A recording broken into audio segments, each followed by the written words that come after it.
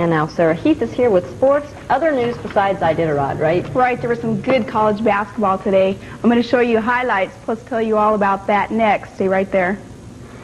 The Iditarod, of course, is the biggie, but it's not the only mushing going on. A few more of the Yukon Quest mushers finished up in Whitehorse today. Kate Persons, John Schandelmeyer, and Dennis Coggo grabbed the 6th, 7th, and 8th spots. Dave Munson, of course, won that race a couple of days ago. And over in Dillingham, after day 2 of the Western Alaska Championships, Victor Sifsoff leads the field of 21. Tom Hossett is just a minute 7 behind him. And in 3rd place, Jane Sifsoff. This race is part of Dillingham's Beaver Roundup. The college basketball scene got frantic this weekend. Teams still in contention are chasing those 64 golden spots in the NCAA tournament. 2 of the teams, 2nd-ranked Purdue and number 9 Michigan, in the McKay Arena. Purdue was killing Michigan early on, but Michigan rallies late in the 4th. Gary Grant strips it from Melvin McCants. The General takes it down. It's 3-on-2. Mark Hughes slams it in. Michigan pulls to within 2 with under 3 minutes to play. Boilermakers hit late free throws, though. McCants on the miss here, but Todd Mitchell, he crashes the board and makes this bucket count. Purdue starts pulling out of reach. Terry Mills shoots a desperate brick. Wolverines start slapping. Purdue keeps hitting from the line. They stretch their lead to 10, and we'll get a last field goal here. Dave Barrett, he's underneath on the miss. Steve Scheffler rebounds and muscles it right back up. Purdue goes on to win the Big Ten championship.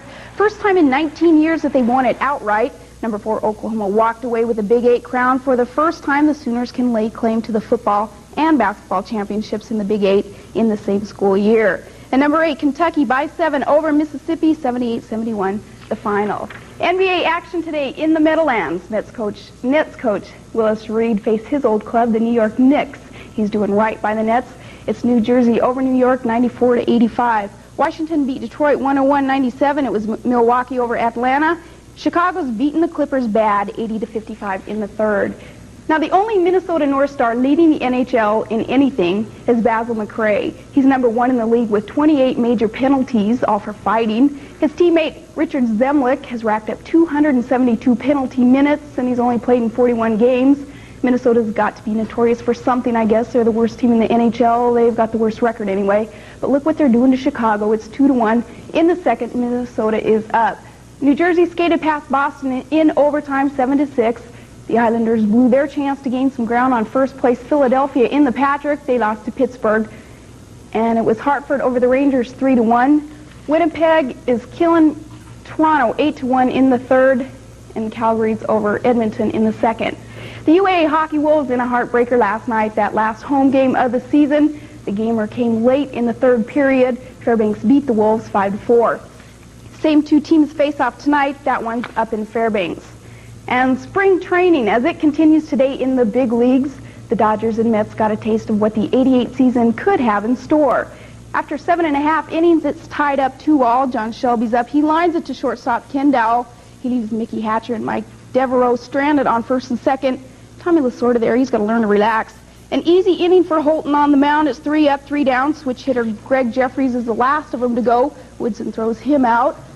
Then look what happens in the 9th. Sparing no expense to entertain the fans, the Port St. Lucie sprinklers go on. They'll finally go off slowly, section by section. Fans get in some practices, too. This wave is kind of weak, but they're only in spring training, remember. The Dodgers ended up winning that exhibition 5-2. And that's it for sports.